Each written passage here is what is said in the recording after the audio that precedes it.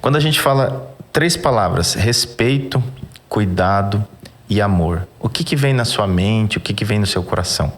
A gente pensa em mãe, né, o primeiro ponto, e família, que é o nosso alicerce, a nossa base. Não tem como falar nessas 3 palavras e não pensar em mãe e família. E quando você ouve essas palavras e você está diante das suas pacientes, como é que é essa relação com as suas pacientes? Ou que elas vão se tornando amigas também, né? Elas vão confessando lá com você, né? Quando elas engravidam, a gente passa 1 ano juntas, né? Então não tem como não ter uma relação de amizade. A mulher, ela faz o cuidado de toda a família. Ela que é a base, né? Ela é a rede de todo o cuidado. Ela cuida do esposo, quando vem os filhos. Às vezes o sogro, a mãe, que precisa de um cuidado. É sempre a mulher que vai poupar um tempinho do tempo dela, ceder pro cuidado de outras pessoas. E quem que cuida dessa mulher? Então, quem que ouve essa mulher, né? É o ginecologista. É a pessoa que... É para quem ela vai se abrir. Ela não tem outra pessoa, não tem como não ir numa ginecologista, né? Impossível, praticamente impossível, né? Sim, e quando a paciente entra no consultório, eu não quero que a consulta dela seja só cumprir uma meta do ano. Eu tenho que fazer o meu exame de mama e o meu Papa Nicolau. Ponto. Não, eu quero que aquele momento dela seja o momento que ela tenha para falar das suas angústias, das suas ansiedades, das suas dores. Né? Eu tento sempre buscar a dor da minha paciente. Muitas vezes ela vai para fazer um exame de rotina, um preventivo, e a gente não vai fazer nessa primeira consulta. Você já sabe que não vai, né? Não vai acontecer. Porque se eu não fizer um vínculo com essa paciente, não der abertura para ela, não entender a dor que ela está sentindo, eu não vou conseguir cuidar dela, né? E quem cuida dessa mulher somos nós, ginecologistas. E você também, a gente estava falando um pouquinho antes de começar a entrevista aqui, essa conversa, você também disse que você se cuida também, né? E eu falei da importância, que eu vejo isso com bons olhos. Quando você cuida do outro, você também precisa se cuidar. É importante, né? Eu falo que a gente é espelho, né? A minha mãe sempre, quando eu saía, ela falava: filha, por onde você for, você tem que ser luz. Então, quando eu penso em desistir de alguma coisa, eu falo: não, eu tenho que agregar alguma coisa na vida de alguém. Então, eu não posso descuidar do meu cuidado, né? E quando a gente fala em cuidado, não é só um cuidado físico, estético. É o cuidado da mente, do corpo, né? Do espírito. Então, a gente tem que... Falando nisso, nesse ponto de luz que você tocou, desse agregar, eu quero convidar você agora também a fazer uma leitura comigo de uma passagem. Você foi falando de mãe, nascer. Então vamos fazer uma leitura juntos, e quem estiver nos ouvindo vai também acompanhar no livro do Evangelho de Lucas, no capítulo 2. Eu vou ler a partir do versículo 6. Enquanto estavam lá, quem estavam lá, né? José e a Maria. Chegou o tempo de nascer o bebê. E ela deu à luz ao seu primogênito, ou primeiro, né? Envolveu-o em panos e o colocou numa manjedoura, porque não havia lugar para eles na hospedaria. Havia pastores que estavam nos campos próximos e durante a noite tomavam conta dos seus rebanhos. E aconteceu que um anjo do Senhor apareceu-lhes e a glória do Senhor resplandeceu ao redor deles.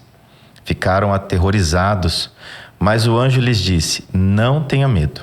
Estou lhes trazendo boas novas de grande alegria, que são para todo o povo.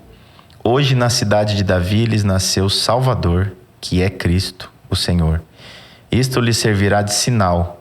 Encontrarão um bebê envolto de panos e deitado numa manjedoura.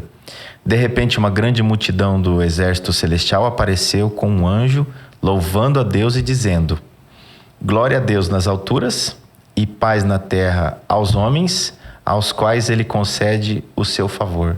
Aqui em outra versão está escrito bem-estar. O bem. Deus quer o bem da humanidade, por isso ele enviou o seu filho.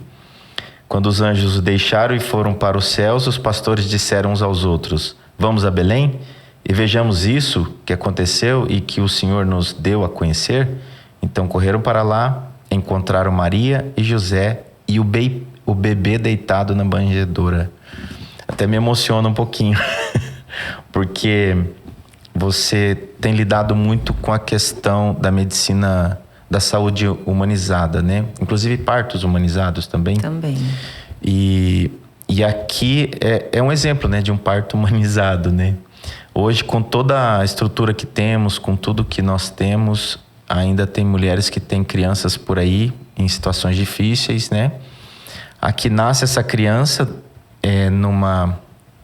num estaleiro onde os animais ficavam, e aí ela enrola num pano essa criança, pano no significado de que não tinha um outro pano preparado, né? Não tinha nada preparado ali. Então ela enrola num pano e coloca naquela manjedoura, que é como se fosse o bebedouro ali, do alimento do animal. O nosso Salvador nasceu assim. Então você tem participado de muitas vidas, tanto do pai, da mãe, mas vê a luz chegando, né? Quantas luzes já chegaram nos seus braços. E é maravilhoso, penso eu, no seu lugar, poder fazer parte desse momento, né? Se você estivesse lá, o que você faria quando nasceu esse bebê? Eu gosto muito de observar, né? Quando acontecem os partos, eu sempre observo a esposa e o marido, a reação dos dois, né? Com a chegada do bebê. Porque isso é muito diferente entre os casais, assim. A manifestação do amor diferença entre eles é muito diferente. É muito diferente. Tem o esposo que vai direto para a criança, tem o esposo que já fica mais voltado para a mãe. Outros passam um pouco mal. Mas assim, a manifestação de carinho acontece primeiro. Sempre tem uma manifestação de carinho. E você sempre observa esse momento? Para mim é observação. Eu sempre gosto de observar como vai ser a interação do casal com a chegada da criança. Vamos meditar um pouquinho. Aproveitar que você está falando dessa observação que você tem. Se nós estivéssemos naquele ambiente, mas nós não podemos fazer nada, só olhando. Então, José está ali. Ele ainda é desposado, né? Ele ainda não teve contato com a Maria. Ela ficou grávida todo o tempo. Ela foi gerada pelo Espírito Santo, foi escolhida, né? Essa mulher foi escolhida por Deus.